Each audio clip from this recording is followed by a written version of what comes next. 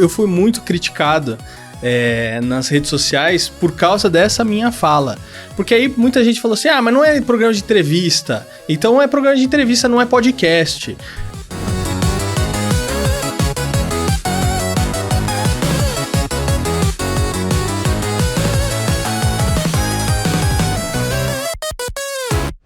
Fala, gente, tudo bem? Você não errou de canal, aqui não é o Fernando Vítulo. Eu estou hoje fazendo as vezes dele, porque é uma marca muito especial. Chegando no canal a 400 entrevistas e eu fui convidado para fazer essa entrevista justamente com ele.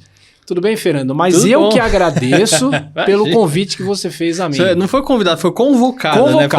Não tive como declinar e é óbvio que eu não iria declinar, né? Imagina, eu que agradeço aí o prazer, o privilégio e fazer um papo bacana aí para comemorar. Eu falei, comemorar 400 episódios, vamos fazer alguma coisa diferente, né? Então, no de número 200 eu chamei o Heródoto.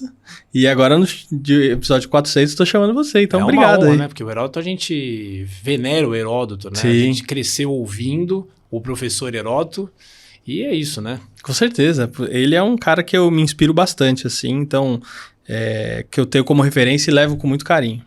Eu não vou começar essa entrevista perguntando como foi a ideia de surgir o canal, né? Porque você tem esse desafio nas suas entrevistas, você estuda o entrevistado e você evita fazer perguntas que são consideradas clichês. Às vezes são momentos importantes. Você fazer uma pergunta meio básica é importante para levar para o público uma informação. Mas eu queria te perguntar o seguinte, você prefere entrevistar ou ser entrevistado? Você acredita que eu estava pensando sobre isso hoje, mas eu acho que eu fico muito mais desconfortável na posição de entrevistado. Primeiro porque você não sabe o que vem pela frente, então quando você está entrevistando, você tem um controle maior, né? Então, claro, você fica atento ao tempo ali, mas você tem um norte ali do que vai vir, né? O cara, quando você está na posição de entrevistado, você não tem isso. E eu tenho um problema que, assim, eu sou muito crítico. Então, quando eu estou na posição de entrevistado, eu também estou avaliando o outro lado. E falei assim, não acredito que ele fez essa pergunta, né? Então, às vezes eu já participei de algumas entrevistas e eu falei, nossa, mas isso foi muito ruim e tal. Então, às vezes eu também tenho que me desligar da parte técnica, né? Então, às vezes eu vou nos lugares e eu falo assim, mas essa câmera tá nessa posição, mas essa luz, mais o áudio, mais isso e tal. Então, eu tenho esse problema. Então, por isso que eu prefiro estar na posição de entrevistador, porque eu acho que você tem um controle maior, né? É porque você conhece todo o processo, né? Você tem um canal, e eu costumo dizer o seguinte, o Fernando é um empreendedor, né? E você empreender no Brasil já é um desafio, e empreender no audiovisual é muito mais difícil ainda, e a gente tem hoje uma oferta muito grande de podcasts, de canais na internet. Hoje qualquer um abre um canal no YouTube, não é? Você sabe que quando eu fui no Danilo falar do livro Manual do New Rádio, né, junto com o Heródoto e o Nilo, e no capítulo do livro Manual do New Rádio eu escrevi lá sobre as 10 pragas do podcast, né? E o Danilo perguntou, quais são as 10 pragas, né? Eu já nem lembrava de cor, como não lembro hoje, né?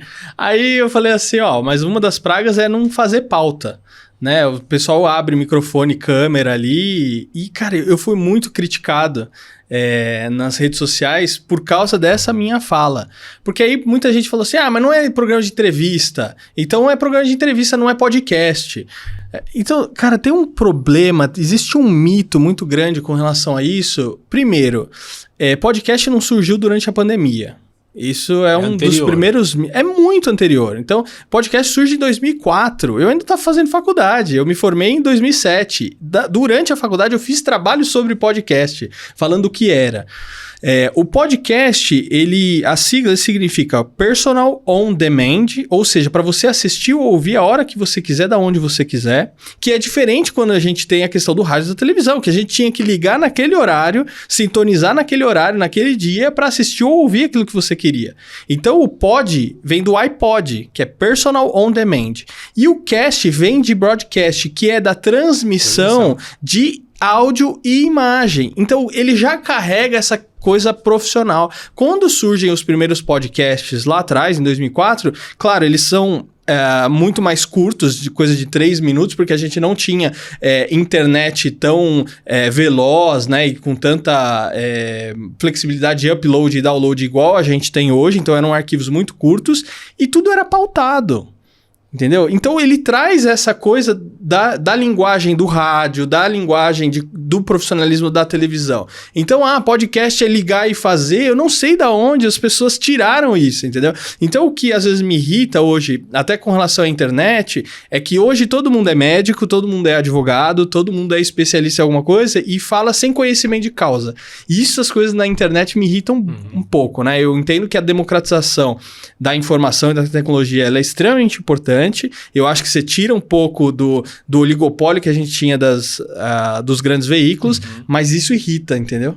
Eu acho assim, por exemplo, quando eu faço uma entrevista lá na Jovem Pan, qualquer entrevista, eu faço um roteiro mínimo, né? Aqui, para te entrevistar, um roteiro mínimo. Nem que eu deixe de seguir isso daqui, mas isso aqui é um apoio. Você precisa ter um norte para a entrevista. Agora, começando pelo começo e até uma dúvida minha. Você falou que se formou... Você é formado em quê? Eu sou formado em rádio e TV, comunicação TV, social. Não jornalismo. Não jornalismo. E muita gente acha que eu sou jornalista. E você é bastante jovem, né? Porque eu, por exemplo, assim, em 76, eu cresci nos anos 80 vendo só a televisão e ouvindo rádio. E poucos jornais que chegavam em casa, né? O rádio te conquistou de que maneira? Na faculdade. Na faculdade, não antes? Não, eu sou um garoto de televisão. Então, TV Cultura, que inclusive eu falo bastante aqui, até por conta do livro, né? Então, os infantis da TV Cultura caminharam bastante comigo. Mas na faculdade, que eu comecei a ter aula de rádio, eu falei, nossa, isso aqui é legal pra caramba, né? Que legal. Claro que eu ouvia, o momento que eu ouvia, quando eu tinha ali em torno de 8, 9 anos, era quando meu pai estava me levando na escola, que eu estudava ali em Perdizes, morava na Zona Norte, e aí meu pai ligava na CBN e eu ouvia o Heródoto de manhã, isso com 7, 8 anos de idade, né? Então, o meu contato com rádio maior era dentro do carro. Em casa mesmo não ouvia rádio, era tudo televisão. Então, na faculdade eu acabei me apaixonando pelo rádio, mas assim, eu nunca tive a possibilidade de trabalhar em rádio, porque na época, os estágios, não sei se você lembra, era o pessoal contratava para colar adesivo em carro. Você lembra? De fazer blitz, né? E aí eu falei, minha mãe não tá pagando a faculdade cara dessa pra eu colar adesivo em carro e em moto, entendeu? Eu sei que tiveram algumas pessoas, igual o Zuckerman, por exemplo, que ele começou assim e ele achou o caminho dele e cresceu nisso. Aí eu escolhi um outro caminho e fui justamente para empreender, né?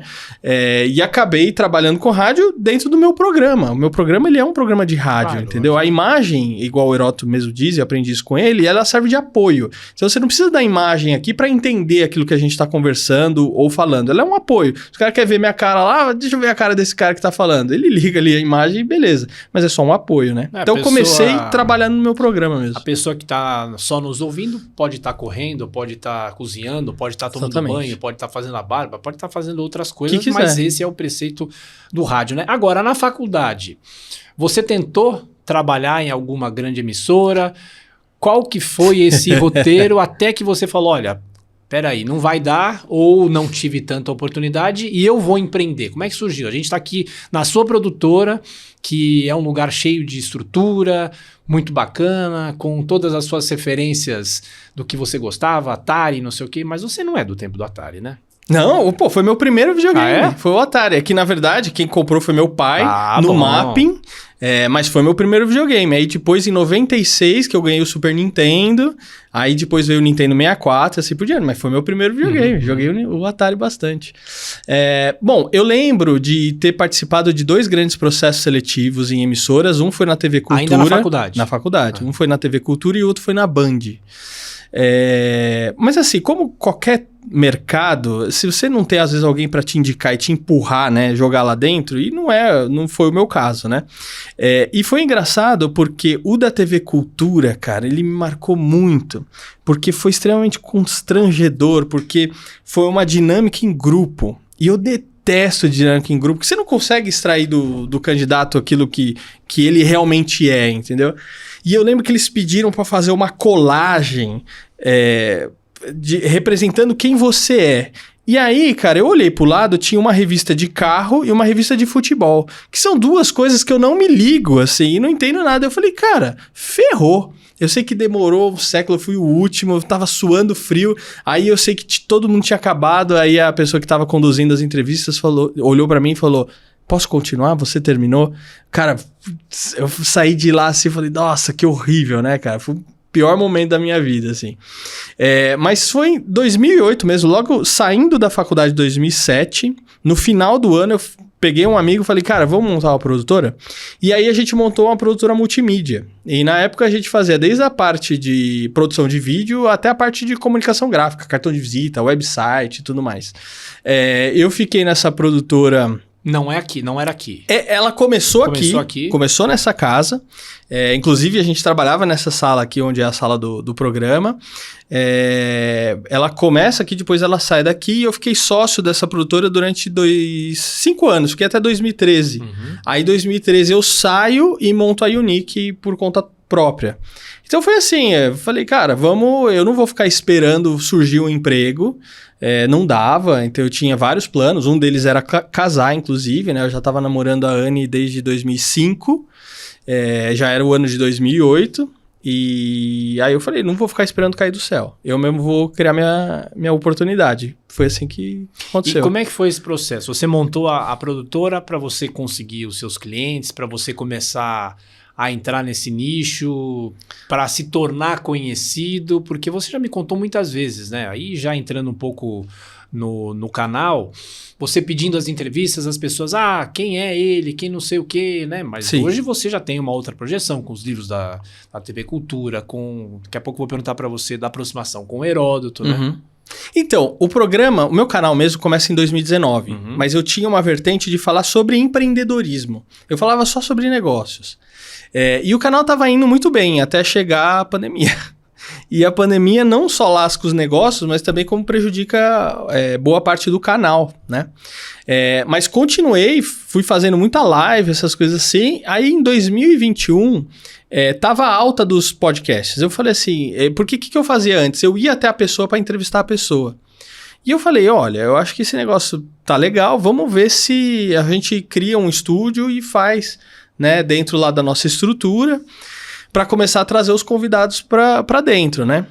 Cara, e foi assim, eu peguei 2 mesas pretas que tinha aí, coloquei aqui, tinha uma parede laranja aqui, eu falei, a gente vai fazer um teste. E se for legal, depois a gente investe, né? Aí sim, a Anne veio aqui, fez o projeto, porque ela é arquiteta, decoradora, fez o projeto, meu pai montou, a gente construiu marcenaria, meu pai fez o cimento queimado, colocou azulejo aí, colocou um monte de coisa, e aí sim a gente estruturou, né? E o primeiro convidado foi o Heródoto. Ele foi o primeiro convidado, eu mandei um e-mail para ele, ele assim, ok. Você não conhecia? Não conhecia ele. Pessoalmente? Não, óbvio, pessoalmente não conhecia. Eu tinha tentado um contato com ele em 2010, quando eu era sócio ainda da outra produtora, porque a gente estava procurando uma pessoa para fazer um documentário sobre essa pessoa. E aí eu entrei em contato com o Heródoto, ele pediu para eu ligar para ele, liguei para ele, expliquei para ele, ele falou, eu não tenho nada para falar não, eu não sou uma pessoa para se fazer um documentário. Eu falei, nossa, cara, é surreal isso, né? E você vê a humildade do cara. E você foi atrás dele por causa da sua memória afetiva em relação a ele? Com certeza, porque a gente estava procurando uma pessoa e eu falei, cara, tem que ser uma pessoa relevante, mas que tenha coisas para dizer, que construiu muita coisa e colaborou, principalmente no meio que ele atua. Aí, um dos nomes que veio foi o Heródoto Barbeiro. Aí a gente entrou em contato com ele, mas aí ele não topou fazer naquele momento, né? Claro que ele nem lembra disso. Eu já contei isso pra ele, mas ele nem lembra. E quando eu convidei ele pro programa, ele, ok, topo, mas assim, bem monossilábico, sabe? Então, até chegar aqui na hora de ele vir mesmo, eu nem acreditei que ele ia vir, porque eu falei, vai furar. Ele veio de Kombi ou não? Não, ele veio de Uber ou de táxi mesmo. Sei, tô brincando. Porque a Kombi ele teve que vender. Ele não acho que foi por meio da pandemia, mais ou menos, por causa que não dava para entrar mais no prédio, ou proibiram, alguma coisa assim. E ele teve que vender. Mas ele teve durante não sei quantos anos aí. E aí foi aí que eu comecei a ter amizade com ele, né? E fazer um monte de coisa. Fizemos o Né Podcast, que é negócio de empreendedores históricos. Escrevemos 3 livros juntos. Terminamos mais um agora, mas lançados mesmo foram 3 livros e tal. Então aí começou a amizade. Em que momento você acha que ele... Não sei se o termo certo é ganhar confiança, mas ele percebeu que você era uma pessoa diferenciada e ele embarcou em muitos projetos com você. Qual foi essa virada, se é que tem esse ponto de virada? Eu vou falar o que eu acho, Claro, porque aí você lógico, depois pergunta pra ele, né? A gente tem que falar com as duas fontes, né? Mas teve uma vez, ele trouxe... Foi a segunda vez, eu acho, que eu vi ele. E ele trouxe um material que ele tinha feito de um curso. Ele falou, eu queria a sua opinião sobre esse material aqui. Aí eu assisti, aí eu falei, pô, Heródoto, tá muito ruim. Você foi na lata, assim. Fui na lata. Eu não tenho, cara, isso aí. Se a pessoa me perguntar a minha opinião, eu vou falar, isso aqui é ruim. Isso aqui, pra ficar ruim, tem que melhorar muito, sabe? Coisa assim. Então eu falo na lata. Então, se você não quer saber a verdade, não pergunta a minha opinião. E aí ele falou, eu sabia, mas as pessoas não têm coragem de me falar as coisas e tal, entendeu? Então eu acho que foi a partir desse momento. E ele falou uma coisa pra mim que me marcou muito, que ele falou assim, os nossos amigos falam o que a gente tá fazendo de errado ou o que tá ruim e precisa ser melhorado. Agora, os inimigos ou as pessoas que não ligam pra gente não falam nada. E aí, isso me marcou muito que ele falou, cara. Eu falei, caramba. Então, eu sempre, às vezes, tô dando uns toques. Até quando ele tá na rádio, eu falei, pô, Heródoto, mas isso aqui... vou falar pro pessoal isso aí e tal.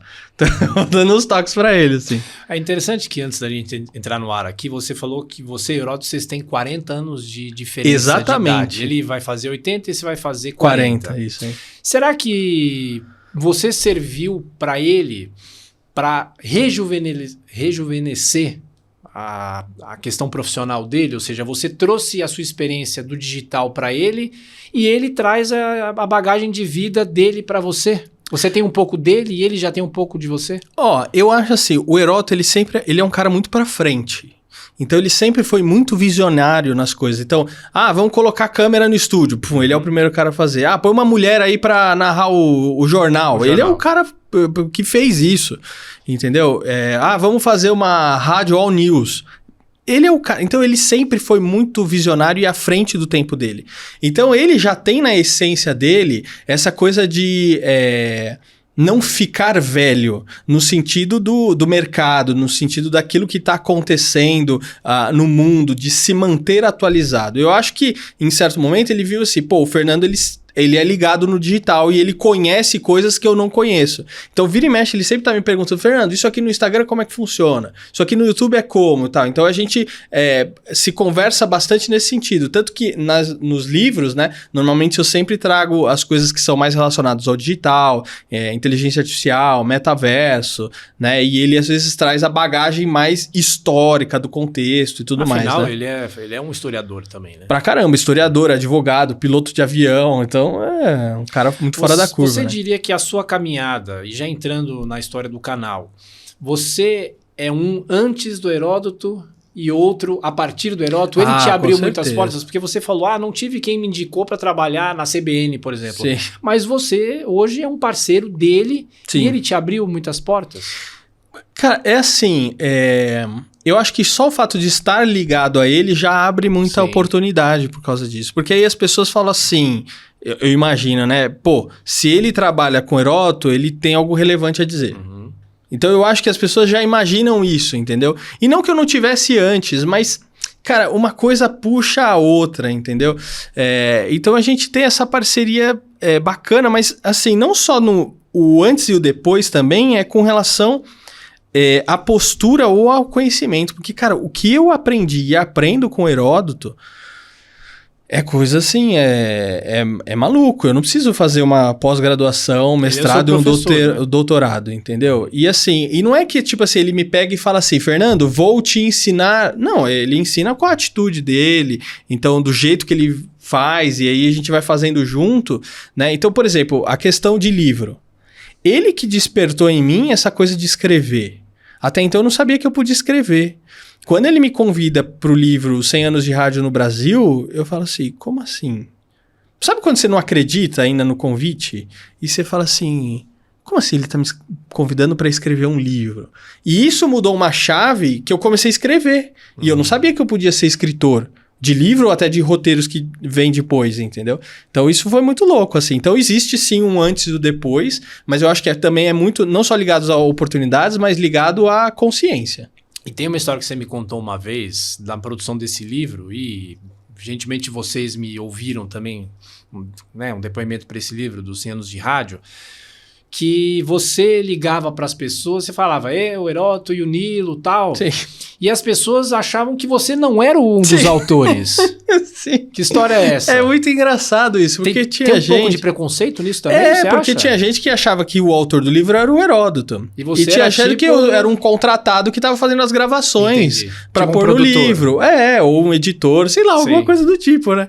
E aí tinha gente que falou assim, não, mas você escreveu junto? Porque quando pega o livro, né, depois pronto, e aí tem o nome aqui, tem o nome aqui em cima, aí teve gente assim, você escreveu junto.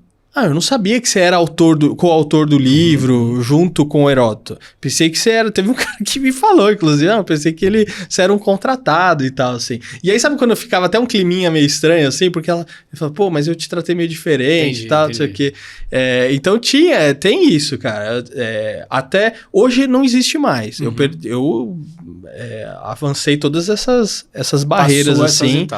Passei essas etapas, mas no começo teve muito isso. Mas eu acho que depois do 5º livro fica mais fácil. Foram 5 já? Esse é lançado 5, escritos tem 10 e escrevendo mais 2. É uma publicados tem 5. É uma produção em série. Ô, Fernando, voltando então lá para a pandemia. Você estava com um canal que você falava sobre negócio e tudo mais. Qual foi a virada? Porque você gosta muito de cultura, você é muito ligado à TV Cultura, cresceu assistindo aos programas, você tem o trabalho nessa nova série... O Mundo da Lua. O Mundo da Lua. Enfim, você tem o Castelo Rá-Tim-Bum, né, que já não faz parte da minha época, porque eu cresci assistindo ao Bambalalão, Revistinha e tal. Nós somos um pouco de épocas diferentes. Mas eu queria te perguntar, qual foi essa virada? A partir de que momento você começa a investir no seu canal, não só falando sobre negócios? Foi quando eu montei o estúdio aqui mesmo. Então eu fiz o primeiro programa com o Heródoto. Foi 2001 isso? 2021. Isso, 2021. Aí na sequência eu acho que eu gravo o Milton Jung, gravo o Arley Santana, que ele trabalha com ventriloquia, né? Humor também. E aí eu falei, é legal, acho que eu vou ampliar o leque, mesmo porque eu sou um cara muito curioso. Então, quando eu trago alguém aqui, eu tô aprendendo muita coisa. Então, já falei sobre tubarão, dinossauros, abelha. E, cara, onde eu vou ter a oportunidade de ver várias coisas, assim, de tantas coisas diferentes, de universos, mundos diferentes, do que se não for aqui, entendeu? Então eu falei, cara, não vou ficar só preso no empreendedorismo, vou ampliar. Aí ampliei para falar de temas diversos, né? Claro que eu acho que um apelo muito forte para parte de comunicação, né? Então, tanto a parte de televisão e de rádio, até por conta dos livros, mas eu falo sobre tudo. E para mim é muito divertido. Eu gosto muito. Para mim, eu ficaria só fazendo meu programa o dia inteiro. É que não dá ainda. Por que não dá? Financeiramente, né? Então, não é ainda uma coisa que se paga ou se sustenta sozinho. Então, por isso que eu mantenho a minha empresa, a Unique, onde a gente faz produções audiovisuais para empresas, para o mundo corporativo, né? Então, a gente trabalha, o que eu digo é o método ser, né? Saber, expressar e rentabilizar. Então, no primeiro pilar, que é o saber, a gente entende quem eu sou, e por que as pessoas devem me escolher.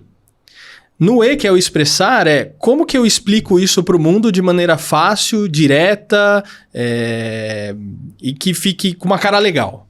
E o rentabilizar, ou seja, como é que eu rentabilizo tudo isso, né? Abrindo novas possibilidades de negócio e tudo mais. Então, hoje o que a gente faz pelos nossos clientes é isso. A mesma coisa que eu fiz para mim é o que a gente aplica para os clientes hoje na Unique. Né? E em que momento que começa a entrar aí o trabalho para falar sobre os programas da TV Cultura? Em que momento? Isso vem automaticamente? Sempre foi uma ideia sua ou foi meio que ao acaso? Não foi uma ideia que eu sempre tive, embora quando eu comecei a fazer rádio e TV na faculdade, eu lembro que eu estava assistindo TV em casa. E aí tava passando alguma coisa da TV Cultura e eu falei, nossa, eu vou fazer rádio e TV, né? Poxa, pensou um dia eu trabalhar numa produção igual Castelo Rá-Tim-Bum, né? Isso ficou na minha cabeça. Quando eu fiz a entrevista na TV Cultura, que foi a pior entrevista da minha vida, eu achava que talvez ia ser um momento de entrar lá, não foi, né? Fui excluído, assim, renegado, né? Não, sai fora. E aí, quando eu lancei o livro dos 100 anos de rádio no Brasil, o Flávio de Souza, que é o criador do Castelo, do Rá-Tim-Bum, do Revistinha e tudo mais, ele veio aqui em março de 2022. Ou seja, ainda a gente estava trabalhando no livro dos 100 anos. Ele veio aqui, ele gostou pra caramba da entrevista. Ele me indicou o Carlos Moreno para fazer a entrevista. O Carlos Moreno adorou a entrevista que eu fiz com ele. E aí, quando foi setembro de 2022, quando eu tinha acabado de lançar esse livro dos 100 anos, eu tive a ideia de fazer um encontro do Rá-Tim-Bum. Porque essa ideia surgiu durante a entrevista do Carlos Moreno. E aí, eu liguei pro Flávio e falei, cara, você pode conversar um pouquinho, 5 minutos? Claro, tal. E eu expliquei a ideia. Ele falou, cara, mas o Rá-Tim-Bum tem muita gente, a ideia era gravar? Eu falei, a ideia era gravar isso, depois publicar na internet e tal. Aí ele, cara, eu acho que é muita gente, não sei se é viável. Eu falei, cara, deixa eu ter uma ideia aqui, né? Porque o Rá-Tim-Bum dos programas ainda era um dos que eu mais gostava, né? Entre o Castelo e o Rá-Tim-Bum, eu gosto muito mais do Rá-Tim-Bum. Aí eu falei, poxa, e se a gente fizer um livro com QR Codes e põe todo mundo falando, que foi o mesmo modelo que a gente fez nos 100 anos? Falei pra ele essa ideia. Ele, putz, genial, vamos fazer. E aí um livro que era só pra ser do Rá-Tim-Bum acabou virando sobre todos os programas que o Flávio trabalhou. Não da TV Cultura, mas que o Flávio trabalhou. Então é o Catavento, Revistinha, Rá-Tim-Bum, Mundo da Lua, Gloob Gloob, Castelo Rá-Tim-Bum, Lucas e Juquinha, que foi um spin-off do Mundo da Lua, e o Ilha Rá-Tim-Bum, né? Que fecha a trajetória do Flávio todo esse tempo aí na TV Cultura, e depois lá pra frente tem o novo Mundo da Lua. Aí fizemos o livro, foi um trabalho de 2 anos, então, cara, foi suado, e lançamos ele no dia 6 de dezembro de 2024. Quando chega... Você perguntou do Mundo da Lua? Já não. Ainda porque eu tô engatando. Ainda não. Então beleza. Então essa é a história do livro, pra sair no livro do Mundo da Lua. Você acha que o Flávio tem o mesmo peso na sua carreira até hoje que o Heródoto? Ele te abre as portas também pra entrar nesse mundo da Lua, vamos dizer assim? Que não é mais o mundo da Lua, é o mundo real pra você? Cara, é assim, ó. Dentro da minha trajetória, eu vou tentar falar sem me emocionar, hein? Que é difícil. Mas Olha dentro da minha trajetória... eu tenho algumas pessoas que foram fundamentais para eu chegar onde eu cheguei. E não que eu tenha nada disso, mas... então, primeiro, os meus pais, tanto na parte da minha formação como aqui. Então, você sabe, meu pai trabalha aqui comigo, né? Me ajudou a montar estúdio, minha mãe também, com todo o suporte para isso, em termos de educação e no dia a dia. A minha esposa também, que é uma mega de uma parceira, então ela vira e mexe e fala assim, isso não ficou bom, isso que você falou não tá legal, melhora isso, tem que melhorar aquilo outro e tal. Então ela acaba sendo uma espécie de diretora para mim e uma baita de uma companheira, uma parceira no dia a dia. E na área profissional, eu tenho algumas pessoas que eu devo muito, que eu aprendi muitas coisas no dia a dia. Então, a primeira pessoa é o Aldo Barduco. Ele, em 2018, a gente começou a andar muito, é uma pessoa que eu falo muito sobre negócios, empreendedorismo, sobre propósito. Então, teve várias chavinhas na minha vida que eu fui mudando ao caminhar junto com ele. Depois eu tenho o Heródoto, principalmente nessa parte de jornalismo e de comunicação. Tem o Flávio de Souza, nessa parte de... caramba, esqueci a palavra, me fugiu, que é de teatro, de televisão, de... Puxa, como é que você faz? Que você faz um teatro e faz um filme? Esqueci o nome, caramba! Mas é dentro dessa cultura, parte do audiovisual, mas focado no teatro. Entretenimento. Focado no teatro e na televisão. Então ele me ajudou muito. E também na parte escrita, que ele é sensacional. Tem o Roberto Tranjan, que também é um cara que tenho caminhado muito aí a partir do ano de 2023, também muito focado na parte de negócios. E tem o meu avô, que já faleceu em 2008, mas ele sempre foi um grande incentivador da minha vida, né? Então, se eu fosse resumir, eu iria resumir entre esses 6 homens e essas 2 mulheres aí que, no caso, né, minha mãe e a Anne, que foram grandes pilares na minha vida, assim. Então, mas o Flávio teve um papel muito importante aí nessa parte do mundo artístico e na parte literária, sem dúvida nenhuma. Ô, Fernando, quando você disse que fez aquele teste na TV Cultura, que foi o pior dia da sua vida e tudo mais, o que você sentiu quando surgiu a possibilidade de participar desse novo Mundo da Lua E o que você sentiu quando você entrou lá na TV Cultura? Você voltou, você deu uma volta na Lua, vamos dizer assim, e retornou na TV Cultura. O que passou na sua cabeça naquela hora? Então, primeiro que você lembra desse momento da entrevista e você fala, cara, eu tô voltando e agora não como estagiário, como roteirista, né? Então, quando o Flávio ele me convida em janeiro de 2025, a gente tinha acabado de lançar o livro, ele fala comigo dia 9 de janeiro, ele fala assim, ó, o Mundo da Lua vai voltar. Eu falo, não acredito, cara. E eu te digo mais, daqui a alguns dias uma pessoa vai te ligar para combinar a sua contratação para ser para ser meu assistente de roteiro. Eu falei, não acredito, cara, você tá brincando. Ele, se fosse uma brincadeira, seria uma brincadeira de muito mau gosto. Aí eu falei, cara, não acredito, tal. E, cara, eu fiquei assim, eufórico, né? E aí, o Flávio, nesse processo, ele me promoveu de assistente para roteirista. Porque ele falou, não vai dar para ser assistente, você vai chegar... Então, cara, eu cheguei chegando, né? Só que também, porque assim, se a gente olhar lá para trás, hoje o pessoal do meio do rádio, do jornalismo, já me conhece um pouquinho, né? Então, beleza, Fernando e tal, até por causa do Heródoto e tal. Mas no meio do audiovisual assim... né, com cinema, série, televisão, não. Então teve muita gente que foi assim, mas quem que é esse cara? Que ele tá chegando? Quem é ele? Ele é filho de alguém? Sabe quando rola umas coisas assim? Não, mas ele trabalhou aonde? Mas que filme ele fez? Que série que ele escreveu? E não tinha isso. Então o mesmo preconceito que eu tive na questão do livro, né, dos 100 anos, também voltei a sofrer nesse sentido, né? Então, e foi muito engraçado, porque teve um cara da produção... depois de uma reunião, a gente tava fazendo as reuniões remotas, que ele me ligou, ele falou, Fernando, legal que você vai fazer os roteiros, né, parabéns, mas cá entre nós, você não assistiu O Mundo da Lua, né? Eu falei, como assim, cara?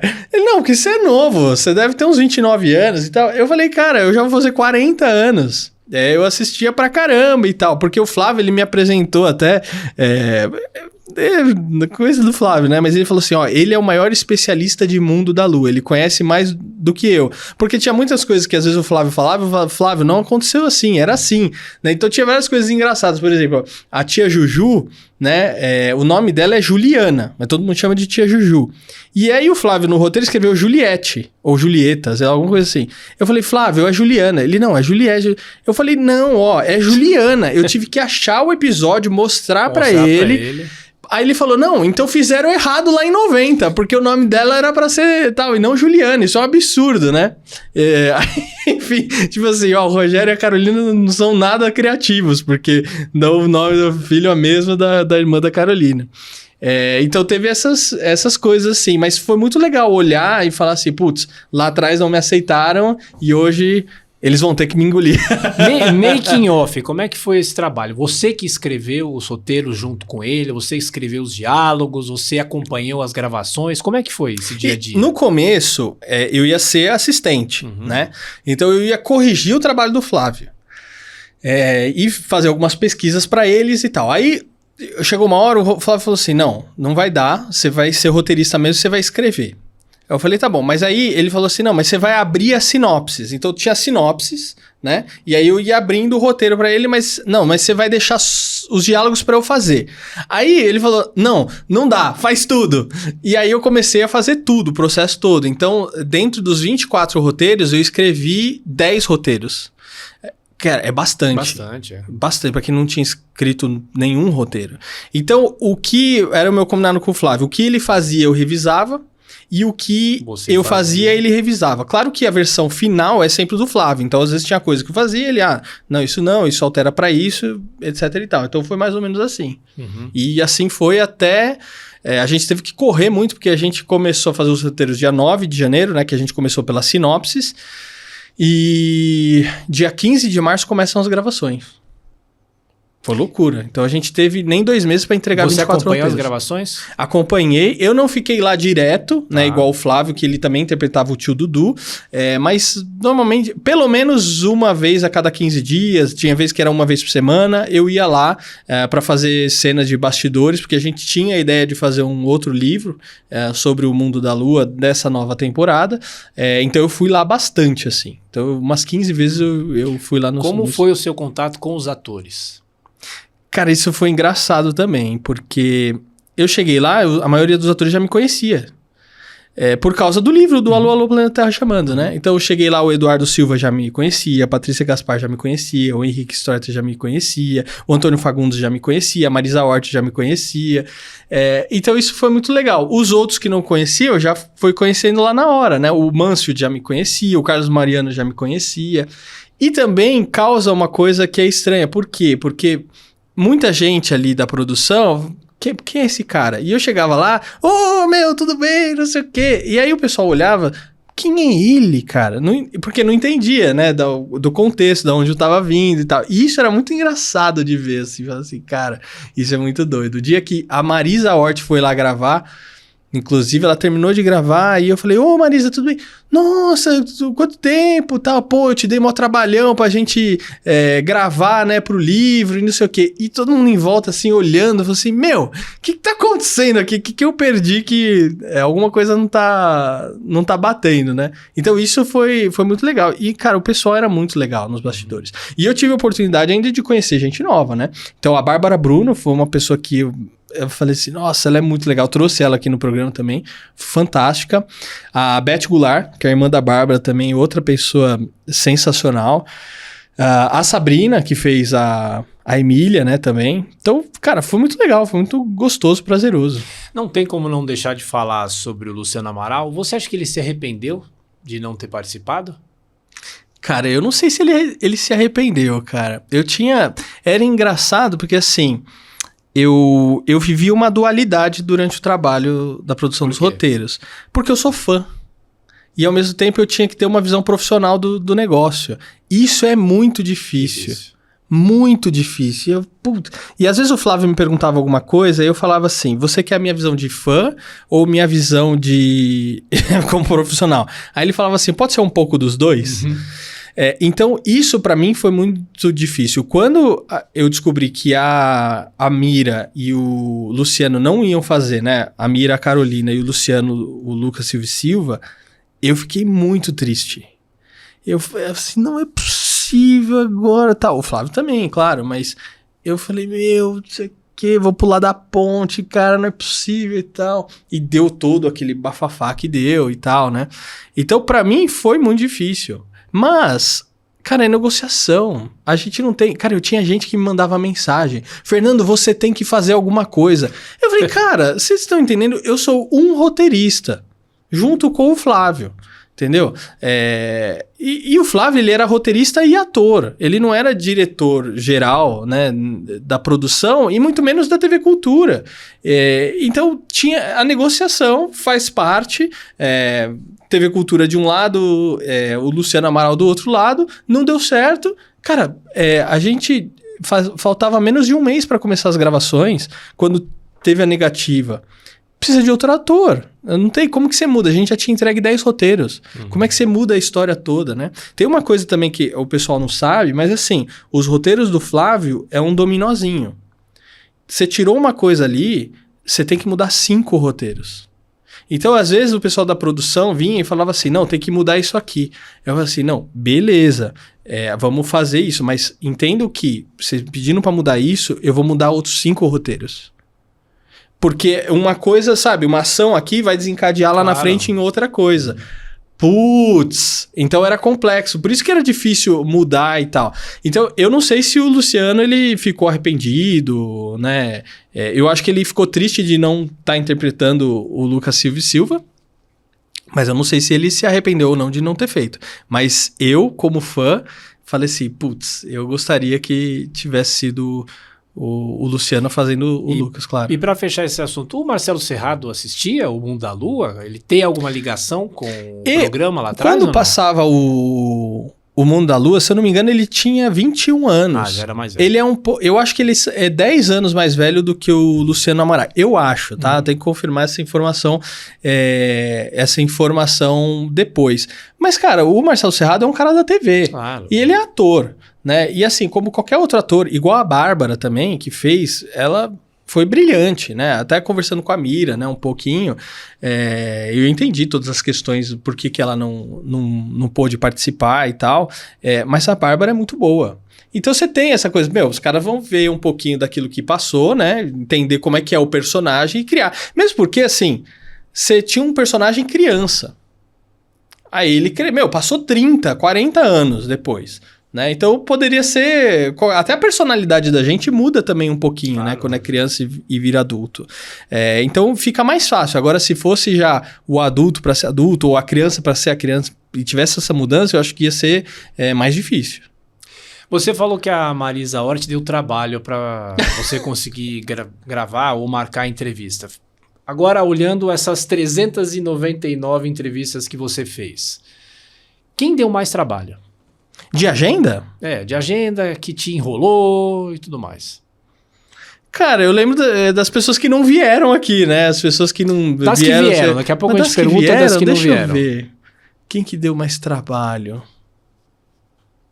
Ela, cara, talvez? A Marisa foi uma das pessoas. O Flávio, ele demorou 3 meses para me responder a mensagem do Instagram. E depois, quando ele me respondeu, aí eu acho que ele demorou mais 1 ou 2 meses, mas é porque ele morava em Curitiba. Então teve esse coisa. Eu sei que teve gente que demorou mais de ano para vir aqui, que eu tentava retomar o convite, demorava mais de ano, mas era tudo por questão de agenda, assim, não era nem por causa que não queria e tal. É ruim, né? Porque você não lembra, né? Às vezes você pergunta as coisas e eu não lembro, assim. Até o Fagundes foi fácil, cara. Ele me ligou, assim, um dia... E até estranhei, né? Não, Antônio Fagundes, putz, grila, já contei essa história algumas vezes. Você tinha entrado em contato com ele como? Não, esse foi o Flávio, passou meu telefone pra ele. E ele me ligou, Fernando, eu tô ligando pra participar do seu programa. Ele veio aqui ou você foi até o teatro? Eu gravei ele no Tuca.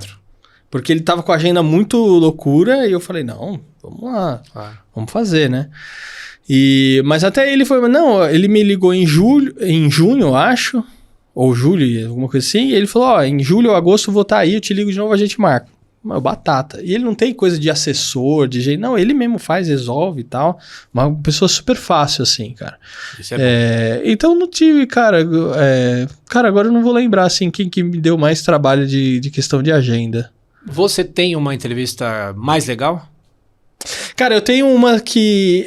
as pessoas me perguntam bastante isso e as pessoas acham que às vezes eu vou responder Antônio Fagundes, Marisa Hort, normalmente as pessoas mais famosas.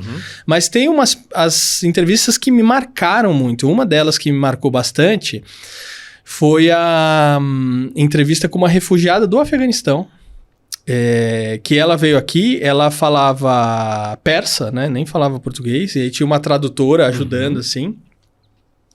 E, cara, ela me marcou muito porque eu não gosto de sensacionalismo, então eu não gosto de explorar a dor do outro para aquilo da audiência. E eu tava tentando perguntar coisas mais light, assim, né? E aí eu perguntei assim, o que você mais gosta aqui do Brasil? Pensando que ela ia falar assim, arroz e feijão é muito bom, gosto da música, gosto das pessoas que são carinhosas. Alguma coisa assim eu tava esperando que fosse a resposta dela. E ela virou e falou assim, porque aqui a mulher pode fazer o que ela quiser. Cara, na hora que ela respondeu, deu um nó na minha garganta, cara. Eu fiquei emocionado, eu não conseguia fazer a outra pergunta pra ela. E aí, cara, foi a primeira vez que isso aconteceu. Eu acho que talvez a única que eu fiquei assim tão... Cara, não conseguia. E ela viu que eu tava emocionado. Aí ela desembestou a falar, cara. Ela falou assim, a guerra matou os meus pais. E eu tive que sair de lá. E matou muita gente, muitos... Putz, aí que foi de vez. Então essa entrevista, ela me marcou muito, assim. E isso é interessante da gente avaliar, porque às vezes muita gente acha que é com a pessoa mais famosa que você entrevistou que vai ser a entrevista mais marcante. E não necessariamente, né? E agora, dos que ainda não aceitaram o seu convite, quem que você gostaria de já ter trazido que não veio? Ou é gente que não te responde, ou é gente que fica te enrolando? Ou o Carlos Alberto de Nóbrega. Cara que eu gostaria muito de entrevistar, porque ele tem muita coisa legal pra contar. O Ratinho, é um também que eu gostaria de entrevistar. O Danilo Gentili. Pô, também mas você foi lá e ele tinha que... Pois é, cara, eu falo pra ele fala, não, é que os estúdios são tudo na puta que pariu. Eu falei, não, cara, é perto da tua casa o estúdio. E outra, eu pego aí você na tua casa, né, igual... Aí ele, mas enfim, não veio ainda, não responde também, tem esse desafio. É que ele também é um cara bem... Todos eles que eu tô falando, a agenda deles é maluca, né? Então, o que eu falei? O Carlos Alberto, o Ratinho, o Danilo Gentili... cara, e tem aqueles que não vou conseguir mais entrevistar, mas que eu gostaria de ter entrevistado, né? E aí eu faço isso por meio do Desenha Resenha, que é o quadrinho que eu tenho com o Érico San Juan. Então, aliás, o Golias... um abraço pro Érico, que é um cara super talentoso, né? Super.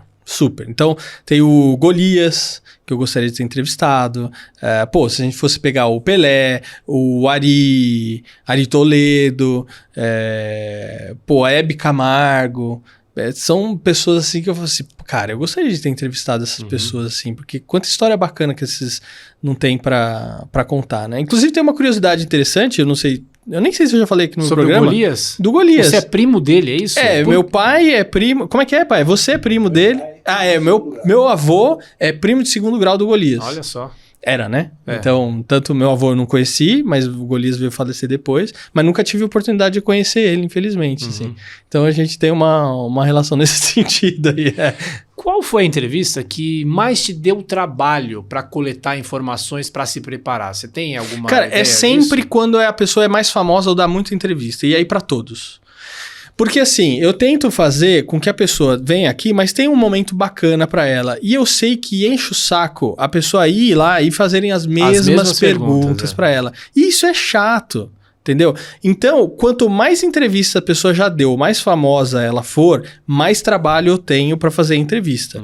Porque aí é mais difícil fazer perguntas diferentes, né? Então, por exemplo, na série do livro do Alô, Alô, Planeta Terra Chamando, que eu trouxe o pessoal aqui, então assim, vai trazer o Henrique e a Patrícia, mas eu vou trazer eles para falar de Castelo Rá-Tim-Bum. A Patrícia fez a Caipora e o Henrique fez o Perono de Chibi Perônio. Cara, essa entrevista, porque aí era o assunto específico de Castelo Rá-Tim-Bum. Essas foram muito trabalhosas. Então, todas as entrevistas que estão no Alô Alô, no livro, deram muito trabalho, porque era sobre o programa específico e eu tinha que fazer perguntas diferentes do que tinham feito lá aí fora. Então, essas deram bastante trabalho, assim. Então, sempre quando a pessoa é muito famosa ou falou bastante sobre aquele tema, fazer perguntas diferentes e para que tenham respostas diferentes, são sempre as mais trabalhosas. Eu falei mais cedo sobre o Bambalalão, você entrevistou a Silvana Teixeira. Sim. Né? Agora, a Gigi, Regina Célia em L, você não conseguiu. Então, essa também é outra que eu gostaria de entrevistar. Cara, ela te respondeu ou não respondeu? Não respondeu, ela não me respondeu. Muita gente, inclusive, marca nas redes sociais, falou assim, leva a Gigi, não sei o quê. Eu falei, gente, não é questão de levar. A Silvana não ajudou no contato? Ela sim, porque o pessoal se conversa, sim, né, mas não... Né? Então, assim, eu mandei mensagem pra Gigi, né? Ter o contato dela e tal, mas ela não me respondeu. Mas fica aqui. Gigi, eu quero muito te trazer aqui pra você falar. Ela, você me convida também? Porque claro, com certeza. Eu assistia, né? Inclusive, a Silvana vai voltar aqui. Ah, é? Porque o episódio dela fez tanto sucesso, a gente vai fazer uns reacts dela reagindo aos comentários e tal. Então, a Memélia, inclusive, veio aqui também. Você já trouxe a Memélia também. Ela lançou um livro recentemente, né? Foi, no final do ano passado. Infelizmente, eu não pude ir no lançamento do livro dela, eu tive uma crise de pedras renais, de cólica renal, e aí eu não consegui ir no lançamento dela. E a Memélia também foi um super papo, mas eu quero trazer a Memélia de novo, sozinha, porque quando ela veio a Silvana e veio o Pampam.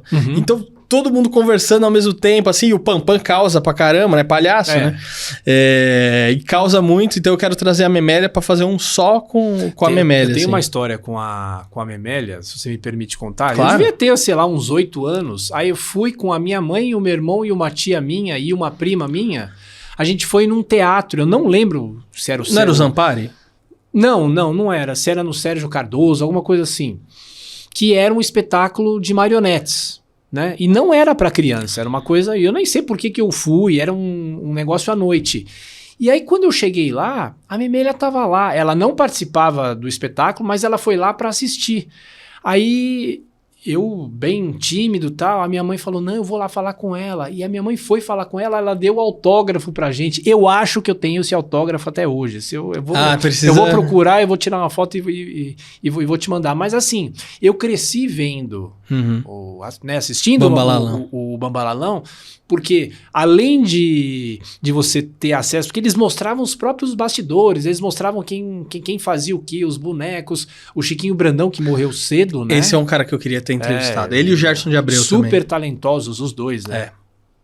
São dois caras assim que eu sempre que trago alguém que eu sei que tinha amizade, eu peço pra falar alguma coisa deles, assim, porque isso também vai dando arquivo de resgate para a história, que eu acho que é importante a gente ter. E é interessante do Bambalalão, porque mesmo ele sendo para criança, existia um pessoal da juventude, do meio universitário, que assistia muito. Porque as sacadas e as piadas, né? E o improviso até do próprio Chiquinho Brandão, cara, era demais. Tem uma história que me contaram, eu não vou falar quem me contou, porque ele não queria que contasse essa história, mas eu vou contar, Dani, isso não tem nada demais. Eles liam cartas, né, dos programas, e era ao vivo. E uma vez, tava o Chiquinho Brandão, mandaram assim, e o cara mandou um papel higiênico sujo, cara, na carta. Ele tirou assim, e aí todo mundo que tava atrás fez assim, aí o Chiquinho, cara, na hora assim, fulano de tal aqui, muito obrigado aqui pela sua cartinha e adoramos a foto da sua mãe, viu? Não sei o que. Então detonou, só que só quem tava atrás sabia, o pessoal da frente não... Então ele tinha umas coisas de improviso, assim, fantásticas. Então o pessoal jovem também curtiu o programa por causa disso, porque tinha muita coisa que era na base do improviso, né, cara? E isso ficava dinâmico, descontraído, engraçado, né? Antes de perguntar pra você sobre o futuro, uma curiosidade minha, por que um livro de vendas? Cara, vendas Quer comunicação. Mostrar claro. A capa lá? É verdade. Vamos fazer o seu próprio jabá. Né? Esse aqui é o livro de vendas. Foi meu 4º livro, lançado em agosto de 2025 pela editora United Press. Ele é um livro prático, porque ele tem bastante exercícios para você fazer, e ele é um livro vivo. Porque depois que eu entreguei o livro, não sei se você sofre com isso, Thiago, mas aí começou a ter ideias de novas coisas. Então eu tenho um QR Code nele aqui, que logo no começo do livro, que fala assim, é material extra, né, que acompanha o livro. Então você escaneia, já tem capítulo novo. Então coisas que eu tive ideia, eu vou abastecendo nesse QR Code, então ele fica um livro vivo, né? Eu fui, na verdade, encomendado para fazer um curso de vendas para uma empresa de afiliados. E quando eu estava escrevendo o curso, eu falei, isso aqui dá um material muito bom para um livro.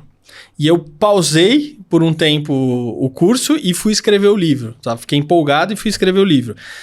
Mas ele é um livro de inteligência relacional, com base na comunicação. Então, como a gente se relaciona com as outras pessoas, como a gente utiliza da comunicação para aumentar os nossos resultados, ou seja, para vender mais e melhor. Então, no fim, tá tudo ligado, interrelacionado com comunicação. E eu venho do empreendedorismo, né? Então, eu começo na escola vendendo desenhos dos Cavaleiros do Zodíaco. Não sei se você lembra desse desenho. Sim, eu acho que você era já um pouco mais velho, 10 anos mais velho. Né? Mas era uma febre. E eu vendia na escola os desenhos do Cavaleiro do Zodíaco. Então, comecei no empreendedorismo assim. E esse problema eu sofro na minha casa também, mas a Anne não sabe de algum livro que você esteja escrevendo, não? Não, agora ela sabe todos, porque já escrevi, né? Mas quando às vezes eu tô escrevendo um novo, eu normalmente não conto, pra ela não falar assim, pô, mais um livro, não sei o quê. Então eu vou escrevendo e tal, pra ela não ficar assim, pô, lá vem outro livro, fazer lançamento, essas coisas assim.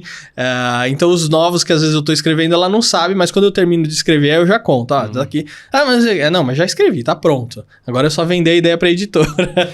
Olha, a gente tava falando de perguntas que a gente não espera, né? Perguntas bem elaboradas, de entrevistas e tal, não aquela tradicional, como você teve a ideia, Sim. né?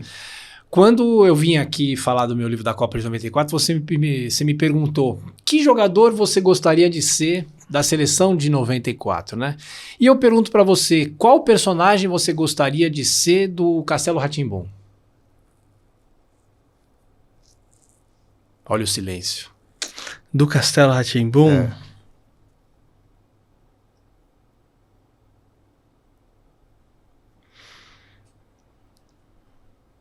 Difícil assim, Fernando? Cara, é difícil, cara. É porque assim, aí tem, porque tem umas conexões que, por exemplo, como eu tenho mais contato com o Henrique e o Flávio de Souza, talvez eu gostaria de ser ou o Tíbio ou o Peroni. Talvez o Tíbio, porque o Tíbio ele tem uma característica diferente do Perônio, que o Tíbio ele é um pouquinho mais sério. O Peroni ele já é mais, né? Mais... vou falar bobalhado, mas não sei se esse é o adjetivo correto, né? Então, eu acho que eu ficaria com eles. É porque às vezes você fala assim, pô, mas o Dr. Vitor é mágico e faz não sei o que e tal. Mas eu acho que são personagens que eu tenho com um carinho muito, muito grande, assim. E foi engraçado porque quando a gente estava fazendo o lançamento do livro, que a gente fez algumas ações com o Tíbio e Perônio, teve um pessoal que falou assim, pô, você podia fazer um irmão mais novo deles, ou um sobrinho, alguma coisa assim. E o Gardim, que fez os figurinos do Castelo Rá-Tim-Bum, ele fez uma versão pra mim, que assim, ó, tá aqui um desenho, né, você poderia ser o Patela, mas ele falou assim, mas o Flávio com certeza vai te dar um nome melhor. Então, cara, se bobear, tem até figurino aí pra fazer, pra ser ou um irmão mais novo ou um sobrinho aí do Tíbio e Peroni. E do Mundo da Lua? O Lucas, com certeza, né? Isso aí, sem dúvida. Mas aí seria um gravador analógico ou já um digital? O analógico, né, cara? Tem que ser o analógico. Rodando, cara. né? Rodando, as luzinhas ali e tal. Teria que ser o analógico. Mesmo porque também faz parte do meu mundo, né? Então, Atari, pô, eu não sei você, mas eu gravava no fita cassete, no som, VHS, né? Então, isso faz parte do meu universo. Então, com certeza, o Lucas Silva no Mundo da Lua. E falando sobre o rádio, não quem te inspirou, a gente falou muito do Heródoto aqui, mas se você pudesse voltar lá para os anos 60, 70, sei lá, qual radialista você seria? Cara, tem o Salomão Esper. Salomão Esper, eu acho ele muito fera, infelizmente faleceu no começo do ano passado, né? Foi um cara que eu tive a oportunidade de entrevistar, eu fui na casa dele porque ele tinha sofrido uma queda e ele tava com problema no quadril, então locomoção era difícil, e aí eu falei, não, eu vou aí na sua casa. Ele morava aqui na Aclimação, inclusive pertinho.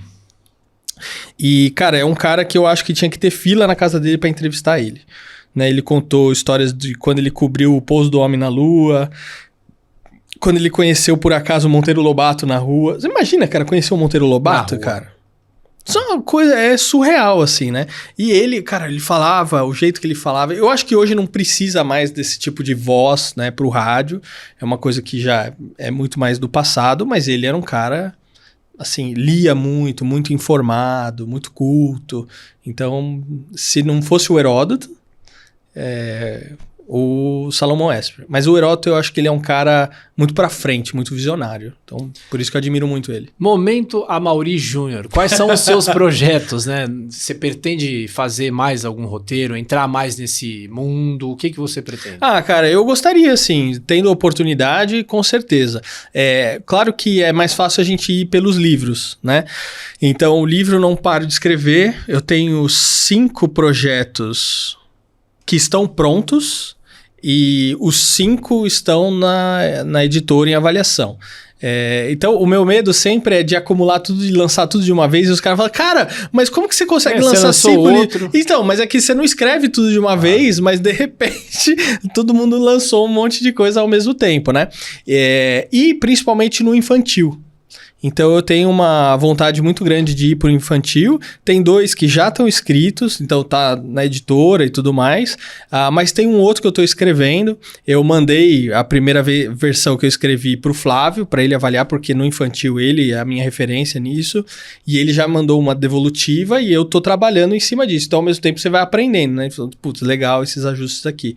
Então eu tenho uma vontade muito grande de ir pro universo infantil. Uhum. Então eu vou trabalhando os meus roteiros, entre aspas, através dos livros, né? E se aparecer alguma oportunidade, eu tô muito aberto a avaliar, claro. E no seu canal, a entrevista 401, quem que vai ser? Ou não sabe ainda? Não sei ainda, cara. Porque o problema é que, assim, às vezes o pessoal chega aqui, né, e fala assim, Fernando, quando vai pro ar? Aí eu falo, daqui 3 meses. 3 meses? Aí eu falo assim, é porque eu tenho uma gaveta né? Então, a gente, por exemplo, tá gravando esse aqui bem antes do número 400, né? De fato, porque para não ficar na loucura, eu tenho que editar porque vai programa pro ar e não sei o que, papapá. Isso não funciona, né? Então, às vezes eu não sei qual que é a ordem, dos programas. Então, eu não sei quem que é o próximo depois desse, não.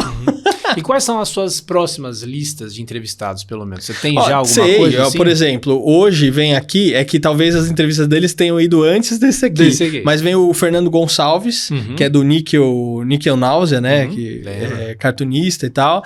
Tem a Prica, que ela é do metal, metaleira e tal, metal trash, né? Se eu não me engano. Tem a Ellen vai voltar aqui, a Ellen Helene, que a gente tá fazendo a contação de histórias, né? Histórias para Boi Dormir, isso. Ela também teve uma participação muito significativa no Bambalalão.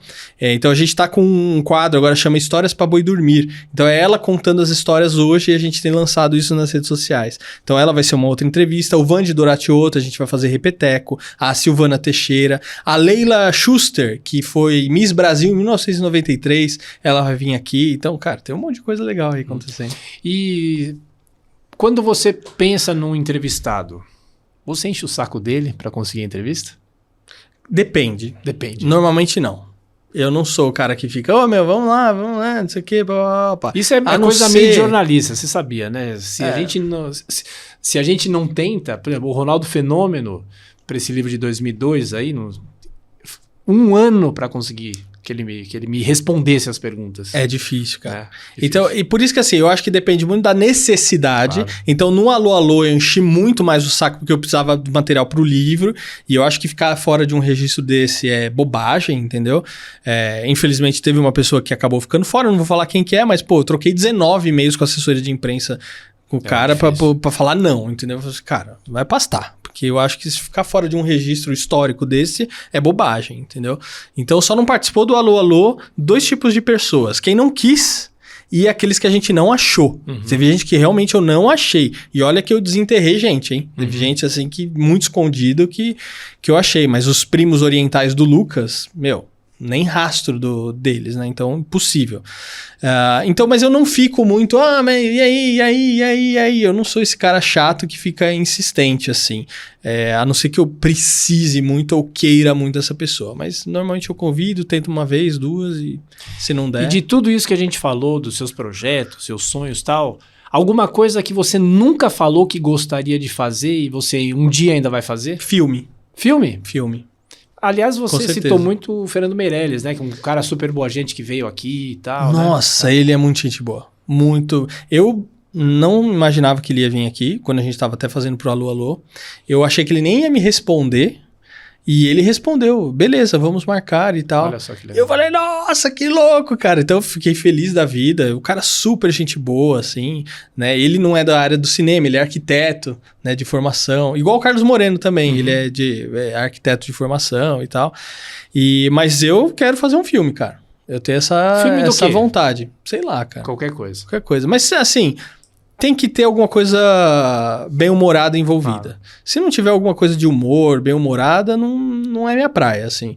Fazer drama não é minha pegada, entendeu? Então eu acho que tem que ter alguma coisa que tem a ver com a minha cara, assim. E essa coisa de você querer ser algum entrevistado, alguma coisa assim, você queria ser o Ringo Starr?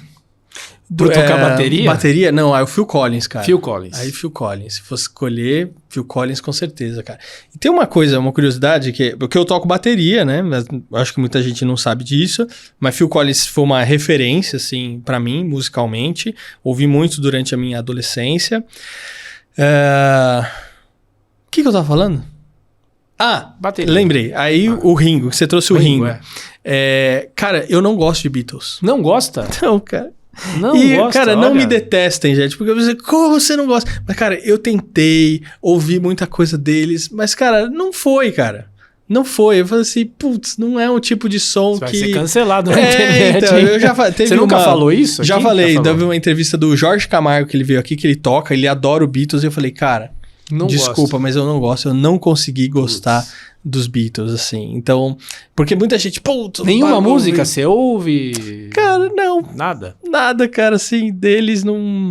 Cara, claro que eu conheço Yellow Submarine, as mais famosas deles, mas não é uma coisa de eu ficar ouvindo, entendeu? Então, não é minha... Não é uma banda porque eu tenho uma preferência ou fico escutando. E por que você já foi para Israel 4 vezes? Cara, eu fui a trabalho. Na época, eu estava fazendo um trabalho junto com a Rádio Transmundial. Era um comentário bíblico em vídeo. Então, eu fui para lá em 2015, eu fui para lá 3 vezes. E em 2016, eu fui lá a 4ª vez. E eu ia lá para gravar e para fotografar para esse comentário bíblico que nós estávamos desenvolvendo. Depois eu editei, finalizei, entregamos. Isso está disponível, inclusive, no YouTube da Rádio Transmundial. E como eu tinha ido muitas vezes em 2015, em 2016 a agência de viagens me convidou para ir como guia deles. Para ir junto, você vem aqui porque você já conhece todos os pontos, conhece tudo, e para você guiar guiar o grupo vai ajudar bastante. Então eu acabei indo em 2016 como um guia lá deles. Então por isso que eu acabei indo para Israel bastante vezes. Foi um país assim que me surpreendeu positivamente, um lugar que eu tenho e levo com muito carinho, assim, lindo lugar, as paisagens, assim, então era muito louco, porque a gente passava calor de manhã no Mar Morto, Israel, e aí quando a gente ia pro norte, a gente via a neve derretendo, entendeu? Sabe? Então umas coisas muito, muito malucas, assim, então... Adorei ter ido pra lá. Posso fazer a última pergunta? Claro. Na verdade, é uma provocação. Você está sentado aí, e se você estivesse sentado aqui, se entrevistando, qual pergunta você faria para você que eu não fiz nessa hora inteira que a gente está aqui conversando?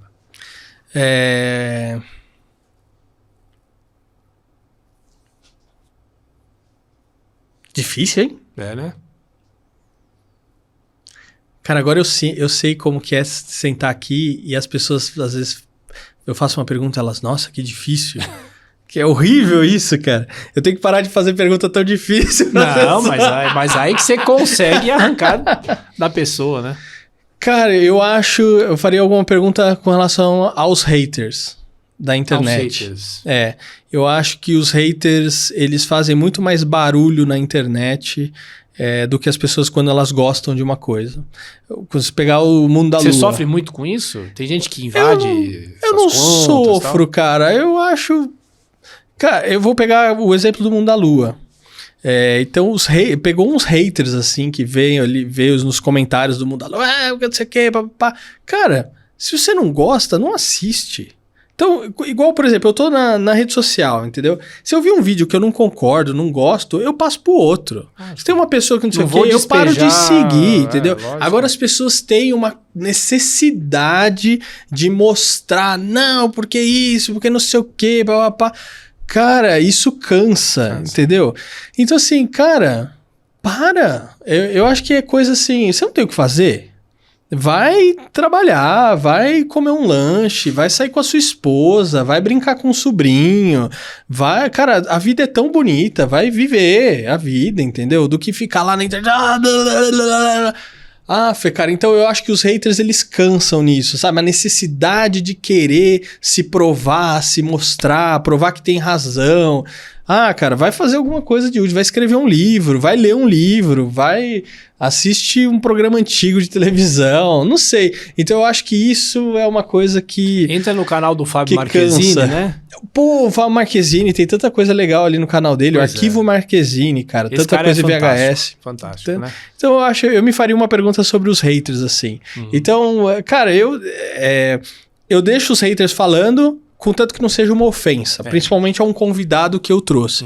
Quando é uma ofensa, eu apago o comentário. Sim. Então, porque aí o cara fala assim, cara, aí você foi pra ofensa, aí você não é uma opinião, não é uma... Entendeu? Eu acho que a gente pode discordar, mas a gente deve discordar de forma respeitosa. Pô, existe um ser humano ali do outro lado, entendeu? E às vezes as pessoas acham que as pessoas não veem os comentários. Os artistas nem veem o que eu tô comentando. Cara, elas veem, cara. Então... Cara, toma cuidado, tem um pouco mais de tato, entendeu? Pô, você tá falando com outro ser humano ali do outro lado. Então, acho que é isso. Ô, Fernando, já te agradecendo pela oportunidade de eu estar aqui te entrevistando oportunidade é minha. nesse podcast no seu canal, 400 entrevistas e tal, e como se fosse uma campanha eleitoral, 1 minuto e meio, talvez, para suas considerações finais. Tiago, obrigado por você ter vindo aqui, aceitado, mas melhor ainda, obrigado pela amizade aí, Sempre, tanta claro. coisa bacana que a gente às vezes compartilha, né, com o outro ali, sobre livro ou sobre alguns acontecimentos, assim, então eu acho que essas figurinhas são bacanas. Eu sempre falo que eu tenho uma expectativa que é assim, quando vem uma pessoa aqui, eu tenho uma expectativa de virar amigo dessa pessoa. Não acontece com todo mundo. Então Claro. tem gente que, do mesmo jeito que veio, vai embora, né? Mas tem pessoas que vêm aqui e decidem caminhar junto. E isso é legal, né? Como foi com o Heródoto, com você, com o Érico San Juan, com o Marquezine e com tanta gente bacana que passou por aqui, o Flávio de Souza, o Henrique Streuter, Patrícia Gaspar. Cara, eu fiz muitos amigos, né? O Carlos Moreno, assim. Então aqui não é só um lugar para gerar visibilidade, tanto que eu não falo coisas polêmicas e tal, mas é um lugar familiar e é um lugar pra gente fazer amizade. Então eu sempre tenho uma expectativa quando trago alguém aqui e falo assim, cara, espero que essa pessoa vire meu amigo ou minha amiga, né? Claro que nem sempre se concretiza, porque é muita gente pra ser, ser amigo, né? E eu acho que cada pessoa tem um jeito diferente. Então, cara, obrigado pela amizade. Eu que agradeço e é só encerrar? Só encerrar. Até a próxima. É isso aí. Deixe abraço. o seu like, o seu comentário, se inscreva no canal. Eu não sou youtuber, você então ficam aqui as suas palavras finais. Obrigado, valeu. Obrigado, Thiago. Até eu que a agradeço. próxima. Valeu.